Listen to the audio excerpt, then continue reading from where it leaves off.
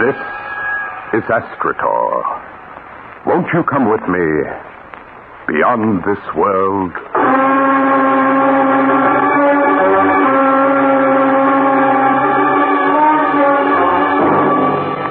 Beyond this world, dramatic stories of tomorrow and maybe of today, as told in science fiction. Stories of adventure in time and space, of exciting experiments in science beyond this world.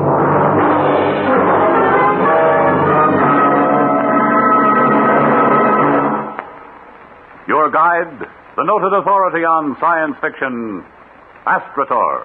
Welcome beyond this world.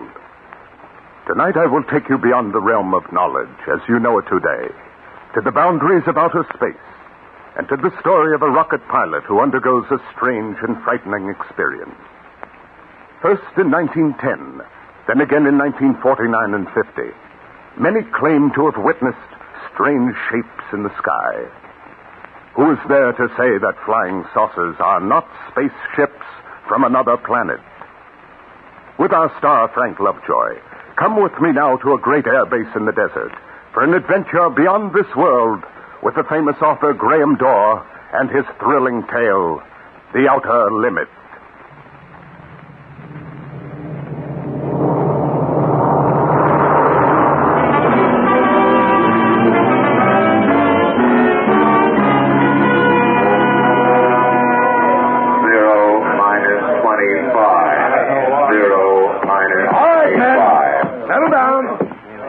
Settle down, men. Okay, Colonel. Yes, sir. All of you will want to know why we took you out of whatever warm bed you were in. You got a reason. The RJX-1. Yeah, that's right, the RJX-1. The top secret experimental rocket jet aircraft. We've been babying it, nursing it, staying up nights with it for 16 months now. This morning, Major Westfall is going to wean it. Bill is going to take her out and beat her up to death. I can't impress upon you men how extraordinary this flight is. It's an 8-rocket ship. That's what I said, 8 rockets. 8 rockets designed to take man into areas of space that have never been explored before. And at a rate of speed to which no pilot has yet been subjected. Some of you men have already flown many times the speed of sound, so I don't have to tell you very much. Yo? Yes, Colonel? You'll lead the F-86s. You and the other 3 jet boys will be Bill's chase planes. We want observation at 35,000 feet. Yes, sir. Okay, here's how it plays. Pull the curtains on the map, will you, Sergeant? Yes, sir. You see it circled here, your rendezvous point. We designate it Point X. It's roughly over Boulder Dam. 0 hour is 0900. Joe, you and your jets will take off at 0 minus 15. You got that? Yes, sir. You F-86s will make conventional climbs to 30,000 feet. Rendezvous at Point X and call into me at control at 35,000 feet. Right, Joe? That cuts it, Colonel. Oh, no, wait a minute. Not quite. Now we hear about the weather. Pete? Yes, Colonel. Well, the weather's very pretty out, boys. All clear, ceiling unlimited. Winds aloft at 10,000, 80 mph, 25,000, 140 mph, 40,000, 150 mph. Estimated temperature, 45 below at 40,000 feet. There's some scattered clouds northwest of Point X at 15,000 feet. Stratus at 30,000 feet, 30 miles east of Point X, east. We expect no change for 3 hours. That's it, sir. Okay, Pete. Joe, you and your boys go unwrap your F-86s. Have a nice time. Yes, sir. Come on, boys. Major Westfall. Major Westfall, stick around. I want to talk to you. Okay, Hank. How you feeling, Bill? Why? You worried, Hank? Don't worry. Look, Bill, you've got only 10 minutes of rocket fuel. Get rid of those jets before you fire the rockets.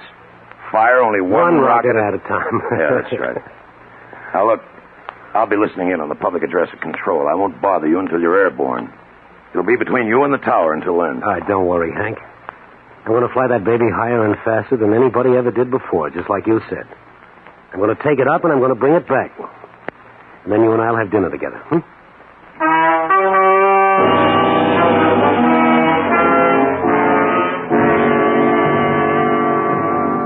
0 minus 3. 0 minus... Good morning, Colonel. Mr. Hargrove. He'll be here at the control with me?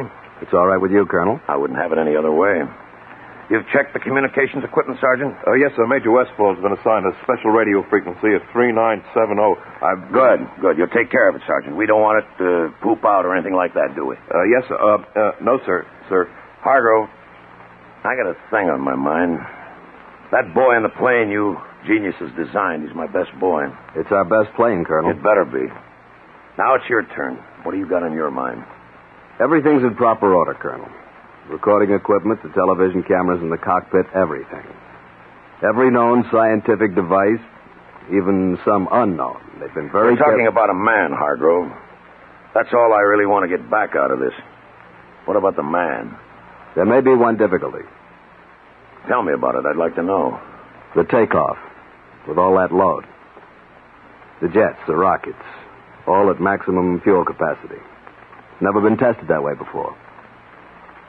Go on, Mr. Hargrove. Well, it's just that Major Westfall has only 6,000 feet to get his ship airborne. If he accelerates from 0 to 160 miles per hour in 6,000 feet, he should be airborne in 7 seconds. 7 seconds, that makes 0 plus G. Yes, Colonel. Beyond 0 plus G... Well, beyond that, we don't know. We just don't know. Thanks. Thanks for everything, Mr. Hargrove. Sergeant. Yes, sir. Flip your switch on Major Westfall. I hear he's got a swell program. Flip them all, will you, Sergeant? Yes, sir. RJX1 to tower. Any change in weather? Tower to RJX1. Barometer reading 29.7. Set your altimeter accordingly. Roger. Wind 15 miles from south. Takeoff runway 27. Runway 27. Got it. 0 minus 130. 0 RJX1 to control. Over. Control RJX1. Go ahead. This is just for you, Hank. Cabin pressure, okay. Oxygen pressure, okay. All right. Get off the dime, kid. Take a pill, Hank. You'll need it to settle your stomach. 0 minus 1. 0 RJX1 to crew chief. Over. Crew chief to RJX1. Go ahead. I'm ready to fire. Hold it. Okay. All set to fire. Clear? Clear. Starting right, jet. Starting left, jet. 0 minus 30 Tower to seconds. RJX1. 0 Over. minus 30 seconds. RJX1 to tower. Go ahead. Western Airlines Convair reported over Ventura. Got it. Eastbound Constellation at 17,000 over Salt Lake. Roger. Western Airlines DC-4 on Base Lake at 1,000 over Burbank. The rest of the air is yours. Thank you so much. 0 minus 10. RJX1 to tower. Ready for 8. takeoff. Tower to 7. RJX1. 6. Clear for takeoff. 5. Good luck, Bill. 4. 3. 2. 1. 0. He's rolling. Rolling. B. C. D. E. Bill, F. lift it. G. Lift it. Lift it. He made it. Bill made it, Mr. Hargrove.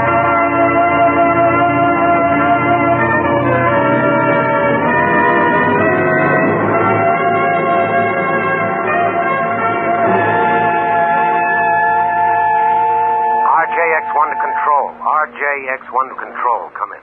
Control to RJX1. Go ahead. Everything's great, Hank. It's a doll, baby. Hey, you must have been kidding with that takeoff, weren't you? It took that long to get off. That makes it a takeoff. How fast are you climbing, kid? 1,700 a minute, airspeed 550. Retract your landing gear. It'll help. Oops, sorry. Call me at 20,000.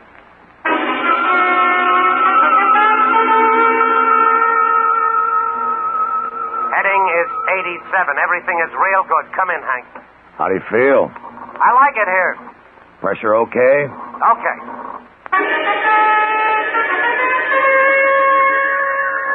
F-86 leader to control. F-86 to control. Come in. Control to F-86 leader. Go ahead. F-86 observing RJX-1. He's really tearing, Colonel. Over point X at 35,000.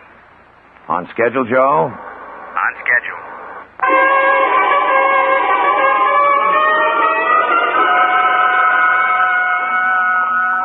RJX1 to control. RJX1 to control. Come in. Control to RJX1. Go ahead, Bill. 40,000 feet, Hank. Still a down, baby? Still is. Ready to pressurize. Can you hear me okay, Hank? Coming in fine. Pressurized. Ready to prime rocket system in 5 seconds. Primed. Dropping right jet. Dropping left jet. All clear. Good luck, Bill. Firing number 1 rocket. Fired. Oh! Taken back. Firing number 2 rocket. Fired. Hey, honey! Okay, Bill, what is it? Bill! Bill, are you receiving me? Control to RJX-1. Come in. Come in, RJX-1. Hello, Bill. Come in. Control to F-86 leader. Control to F-86 leader. Come in. F-86 leader to control. Go ahead. What about it, Joe? F-86 observing RJX-1. RJX-1 at approximately 60,000 feet, maintaining a heading of north-northwest. I can barely make him, Colonel. Try calling. Okay.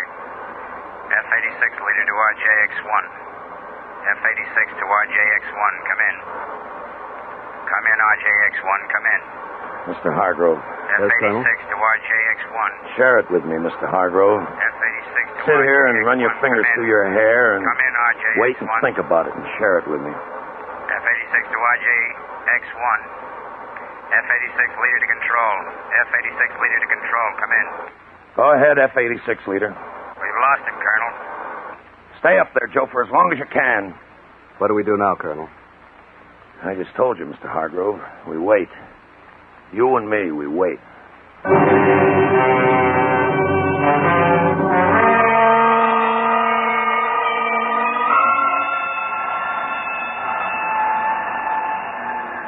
We've lost him, Colonel.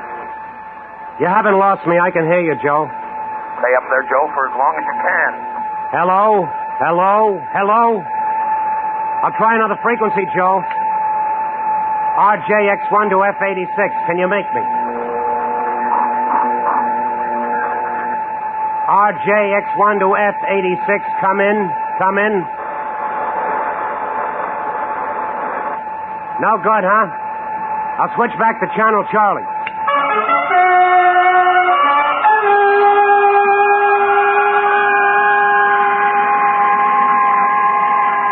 I still can't get you, Joe. I'll keep sending. Firing number 8 rocket. Fired. Oh, brother! Oh, brother! RJX-1 to all you ships at sea, to all you people anywhere. This is Bill Westfall approaching 210,000 feet. That's 40 miles straight up in the air, all you people, and that's where I am.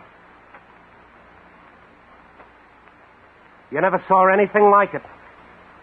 No clouds. A color no one ever named before. And silence.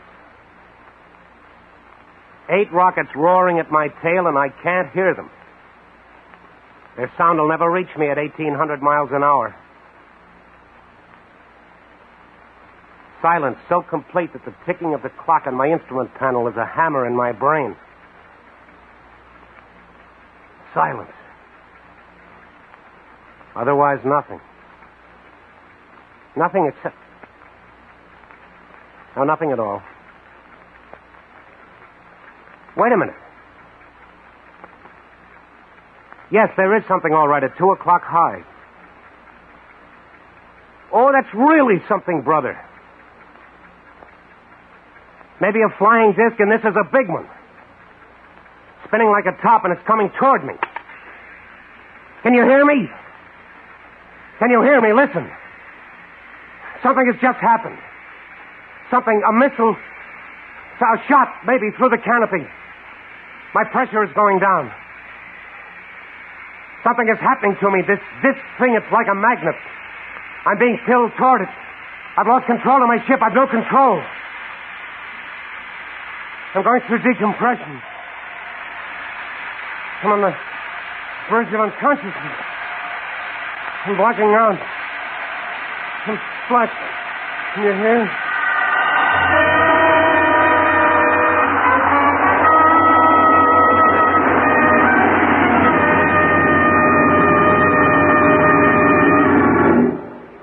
So ends Act One. This is Astrator once again. Today's most modern rocket ship, plunging higher above the Earth than man has ever reached before, with fuel running low, in contact with, perhaps, a flying saucer? Come back with me now to Act Two of Beyond This World, as we return to the Great Desert Air Base and the second part of tonight's story, The Outer Limit.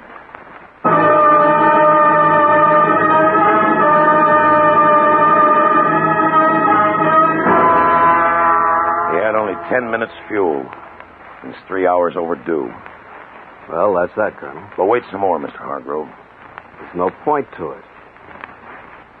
May I make a suggestion, Colonel? What? Give it up. Make your report to Washington. What about you, Mr. Hargrove? To be frank with you, Colonel, in another 16 months, there'll be another plane. The RJX-2. And the Army will give us another man to fly it. Not till we're certain about this man, and we're not certain. What do you propose to do? The things that are in the manual. We'll organize search parties and put spotter planes up in the air. Maybe Bill came down on the ocean. We'll call the Navy in. Colonel, if the RJX-1 came down on the ocean, it would sink in 3 minutes. You know it had no life preserver equipment on it. The added weight of We'll call the Navy in.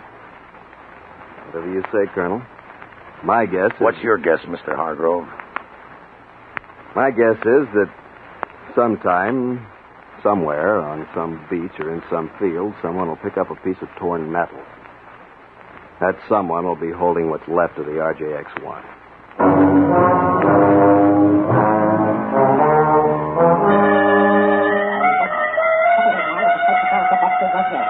You're aboard that ship now. Am I getting through to you? Can you understand me? But there is no manifestation that we're in communication with him, sir. Yes, sir. I am Zeglon. You're aboard the Space Patrol ship S2J3. Am I in communication with you? Can you understand me? Are we in contact? Can you understand now what I am saying to you?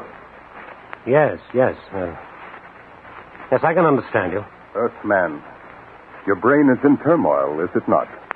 It has great difficulty in accepting what you see. Yeah. Yes, that's right. Accepted. What you see here exists. All this? This exists? It exists, Earthman. The spaceship you're on exists. Those jet dynamos you see before you exist. Jet dynamos driven by the harnessed power of 1,000 suns. Listen, Earthman. Listen to them.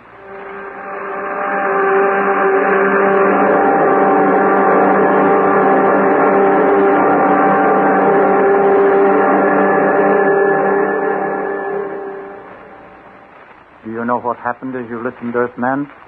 We have flung ourselves 10,000 miles into space. What do you say to that, Earthman? Why, I don't know what to say. It's beyond the conception of your Earth brain. Then conceive this. Try to move, Earthman. You're not bound in any way. Try to move. Don't strain. It's impossible for you to move. There's a screen of force aimed at you. Now it's turned off. You may move about, Earthman. Proceed, Zeglon. Yes, Commander. Earthman, I perceive that your intellect now accepts the fact. You are aboard Space Patrol ship S2J3. I am Captain Zeglon of the Galactic Guard. Galactic? Galactic Guard? The guardian of the galaxy. The guardian of the universes. The instrument the Brotherhood of Worlds has set up in defense against such a civilization as yours. What puzzles you, Earthman? Well, I can't see you. I can feel that you're here, but I can't see you. There is no necessity for you to see us. It is sufficient that we communicate with each other. Yes, but talking to you is... Well, it's not like talking. It's, it's as if it were all happening inside my brain. It is. That is how I'm reaching you. By telepathy.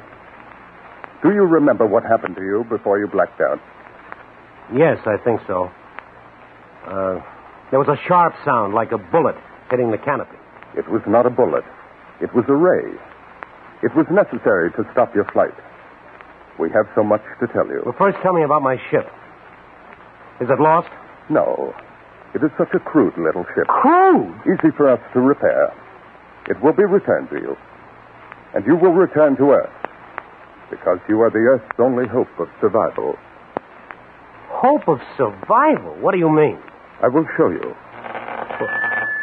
What you see on this screen before you is a panorama of your own universe, far greater in scope than an Earthman has ever seen before. Observe. Observe where the line is pointing. Planet 3, Star 5, Galaxy C, Sector K. Is that the Earth? No. That dot, that speck you see revolving in the vastness, is your sun. A star whose surface is 12,000 times that of your Earth. Your Earth is not even visible here. What? How did you know we even existed? That was our problem. We first became aware of your planet when we found atomic dust in the upper atmosphere. We traced it to your Earth. It was that important to you? Quite. We determined that you were setting off atomic bombs. That's why the Galactic Council has quarantined you. Quarantined? I don't understand. How? How are we quarantined? We have sealed off your planet from the rest of space. But we have surrounded it with a force screen. When that screen has accumulated enough particles of atomic dust, your Earth will explode. Your civilization, you, all life will disappear forever. Listen to me, Earthman. Listen. We've had our own wars. Wars that almost destroyed our civilization. But we have finally outlawed war throughout space, including Earth. Now listen carefully, Earthman. If you continue to make atom bombs and hydrogen bombs, each many times more powerful than the last, and if you start making war with them, exploding them, it would upset the balance of the entire universe, throw all space into chaos. This, of course, we cannot allow.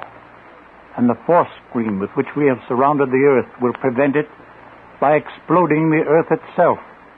Remember then, Earthman, if you start an atomic war, the Earth will at once be completely destroyed. Warn them, Earthman. Release him, Zegdon. Yes, Commander. Earthman, you will rise from your seat and open that door. Descend those stairs, Earthman. You will now enter the chamber to your left. There's your ship. Get into it, Earthman. Are you ready? Yes, I'm ready. While we were communicating, the patrol ship has returned to where we picked you up. And now you will be propelled toward Earth. Close your canopy. Open aperture. Warn them, Earthmen. Warn them. Fire!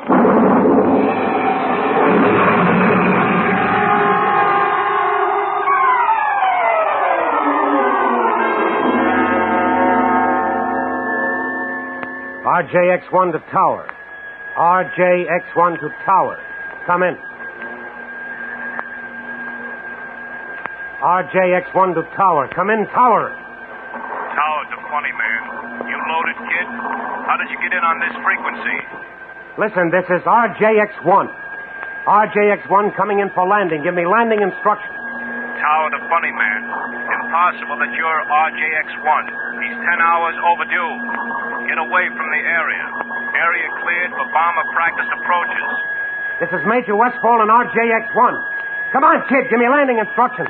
I have no fuel. I'm gliding. What? Hey, yeah, I see you now, Major. Wait a minute. I'll restrict the area. Okay, RJX-1. Go ahead. Approximately 6 miles north of field. Clear area for 10 miles. Being cleared. What's your altitude? 10,000. Estimate 6 minutes to land. Tower to RJX-1. You are cleared to land. Runway 9. Wind east-southeast 15. Roger. Coming down.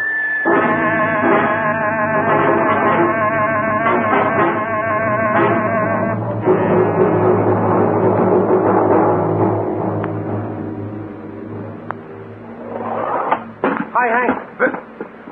Bill, what happened? Hank, you won't believe it, but you've got to.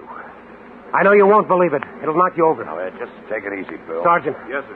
Have the ship gone over by Geiger counters for radioactivity and seal it. What? Oh, yes, Hank, you better mount a 24-hour guard on it. Look, what did you run into? Plenty. Listen to me, Hank. They said the Earth would explode. They said it was the end for it. They said that? Come on, let's go over to my office. You gotta believe me. Read it like an order, Bill. My office. I want Major Donaldson to look at you. The psychiatrist? Hank, you've got to listen to Come on me. over to the office.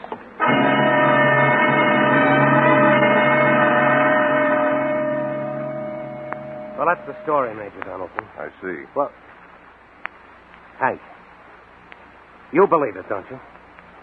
Well, Major, what do you think? I'm not sure. Bill, these men from Mars. I didn't say they were from Mars.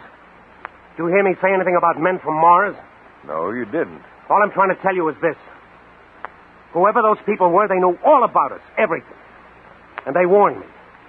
Our atomic bombs are a danger to the universe. One more, and we're going to be the juiciest galactic 4th of July of all time. Explode, finish, gone. Like that. How do you like it? All right, Bill, roll up your sleeve. Oh, now, forget it, Major. All I need is a couple of drinks. Sorry, Bill. Sorry. Not right now. Let the Major give you a hypo. Now, look, I got a drink coming, a lot of drinks. Later. Come on, Bill, the sleeve. You heard him, Bill. All right, yes, all right, if it's an order. Go ahead. There. You'll be okay in a few hours. I'm okay now. Sure. We'll leave you here, Bill. It's all right if Bill sleeps in here, isn't it, Colonel? Sure. Yeah. Well, maybe you'll believe me tomorrow. You'd better. Come on, Major.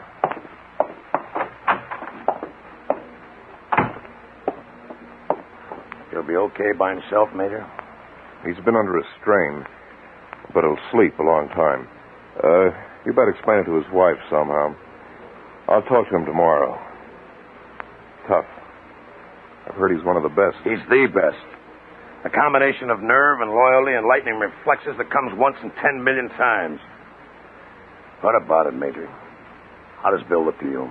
I can't tell yet. Maybe a week, 6 months, 6 years. I'll need a whole lot of time with him before I can tell. I see. Well, we'd better get some sleep, too. All right. And don't worry, Colonel. He's a strong boy. Best nerves I've seen. I'd say things will be all right. Delusions like Bill's latched onto... Well, delusions like this... Major. Yes, Colonel? Major, when you make your charts for Bill, diagnose him and treat him and do all the things you have to, when you do that, Major, consider this. Yes? How did he keep that plane in the air for 10 hours? For 10 hours, Major, when he had fuel to last him only 10 minutes.